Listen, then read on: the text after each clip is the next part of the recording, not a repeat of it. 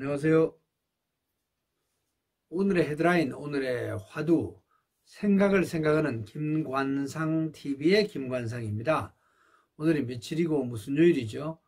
2024년 1월 27일 토요일, 흙을 생각하면 좋은 날이네요. 오늘 헤드라인 뉴스 정리합니다. 오늘 전국은 평년 겨울 기온, 강원도와 그래도 경상북도 북부 지방은 최저 기온이 영하 10도 안팎이 될 것으로 예고됩니다. 배현진 국회의원 피습 사건, 10대 용의자, 정신질환자인지 또 배후가 있는지 지적하는 말도 나옵니다. 우발적이고 우울증 때문이었다고 용의자가 주장하고 있지만은 배현진 의원은 처벌을 원하고 있습니다. 검찰은 입시 비리로 재판을 받고 있던 조국 전 청와대 민정수석의 딸 조민 피고인에게 징역 1년, 집행유예 3년을 선고해달라고 구형했습니다. 결심공판 구형에서는 집행유예 내용이 대부분 포함되지 않는데 좀 이례적이네요. 피고인은 최후 진술을 통해서 어떤 판결도 받아들이겠다, 사과한다 이렇게 말했습니다. 양승태 전 대법원장 어제 1심 공판에서 무죄가 선고됐습니다. 한 5년 정도 걸렸죠, 재판이. 서울중앙지방법원 형사 35의 1 형사부는 법원 행정처의 부당한 재판 개입이 인정되지만은 대법원장의 지시라고는 볼 수 없다, 이렇게 판결했습니다. 47가지 혐의에 대해서 모두 무죄가 선고됐습니다. 4시간이나 선고 공판이 걸렸네요. 상고법원 도입 추진과 관련해서 박근혜 대통령 또 청와대 집권층과 재판 거래가 있었다는 것, 사법농단 이른바 직권남용이 인정되지 않는다는 이유로 무죄를 선고했습니다. 검찰의 항소 여부 관심이 갑니다. 당시 검찰이 기소할 때 그 이유 등 입장을 발표한 검사가 바로 한동훈 지금 현 국민의힘 비상대책위원장이었죠. 판사들의 제19 감사기였느냐, 검찰의 무리한 수사였느냐 해석이 엇갈립니다. 또 2심, 또 3심 최종 판결 아직 남아 있습니다. 대장동 재판 어제 또 열렸는데 이재명 더불어민주당 대표하고 옛 측근이었던 유동규 피고인 사이에 심한 설전이 있었습니다.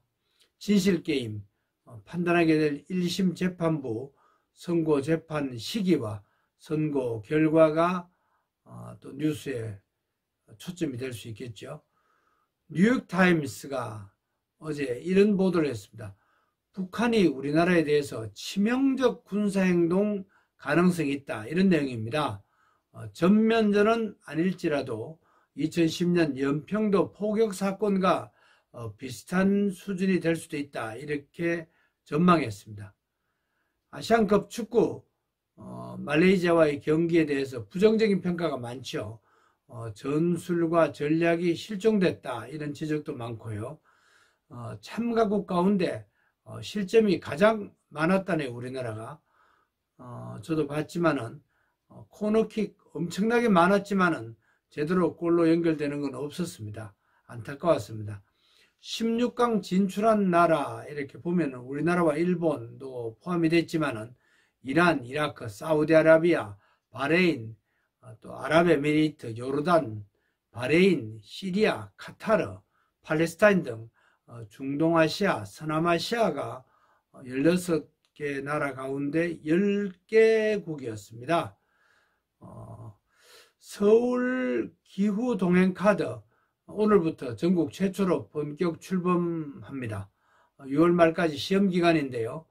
6만원 안팎, 6만 5천원, 입력이 되어 있으면 무제한으로 서울 시내에서만 지하철, 시내버스, 마을버스 가능합니다. 확대 가능성도 있습니다. 광역버스, 경기도 가는 거 이런 건 안 되죠. 누적 판매량이 10만 장을 넘어섰습니다. 문재인 전 대통령 거제시에 고향사랑 기부금 500만 원을 기탁했는데 뉴스가 되고 있네요. 러시아, 우리나라에 대해서 무모한 우크라이나 지원 어제 경고했습니다. 역사 속에 오늘의 역사, 지구촌에서 오늘 어떤 일이 일어났는지 알아보고 오늘의 화두를 찾아보는 시간입니다. 오늘의 화두로 새 속에 물들지 않으면서 경건하게 살자, 이런 교훈을 한번 던져봅니다. 어떤 일이 우리나라에서 일어났죠? 먼저 우리나라 외에 유엔 총회 내용 소개해드립니다. 2005년 오늘 유엔 총회는 오늘을 국제 홀로코스트 희생자 추모의 날로 지정했습니다. 1945년 오늘 소련군이 아우슈비츠 강제수용소 수용자들에게 자유를 주었던 날을 기념해서 오늘을 유엔 총회에서 기념일로 정했습니다. 20년 전 제가 이스라엘 추모 기념관을 갔는데 개관 행사 때 일본 대표를 초청하지 않았다는 말을 들은 기억이 납니다. 둘째, 1874년 오늘 경복궁 자경전 포함해서 몇 개 건물이 400여 시간 불에 탔습니다. 그래서 고종이 창덕궁으로 전궁을 옮겼습니다.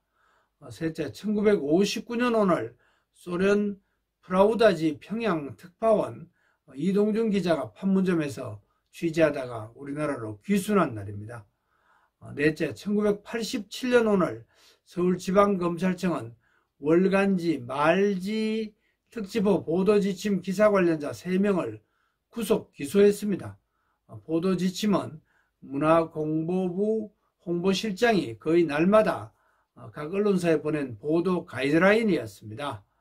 저는 그때 김태홍, 신홍범, 김주원 기자의 그 재판 내용을 KBS 9시 뉴스에 보도한 기억이 납니다. 같은 기자로서 참 안타까운 마음, 또 사명을 가지고 이렇게 보도 지침을 보도한 이런 분들 그때 여러 가지 생각을 많이 했습니다. 다섯째, 2021년 오늘 영화 미나리가 아시아 태평양 엔터테인먼트 연합 주최 골드리스트 시상식에서 작품상, 감독상, 남녀 주연상, 남녀 조연상 7개 부분 모두 받았습니다. 여우 조연상 수상자는 배우 윤여정 씨였죠. 뉴스에 초점이 됐습니다. 외국에서도 중요한 일이 오늘 적지 않게 일어났는데 1880년 오늘 발명왕 에디슨이 백열전구 발명 특허를 취득한 날입니다. 또 1901년 오늘 아이다, 라 트라비아타 등을 작곡한 이탈리아 작곡가 베르디가 88살을 일기로 세상을 떠났습니다. 그때 88살이면 장수한 그런 사례죠. 1950년 오늘 트루먼 미국 대통령이 수소폭탄 제조를 명령했습니다. 같은 날 중국 공산당이 중국 본토를 완전히 점령한 날입니다. 또 1년 뒤인 1951년 오늘 미국은 네바다에서 원자폭탄 실험을 개시했습니다. 1994년 오늘 빌리 그레엄 미국 목사가 평양을 방문했습니다. 2008년 오늘 수하르토 전 인도네시아 대통령이 세상을 떠났습니다.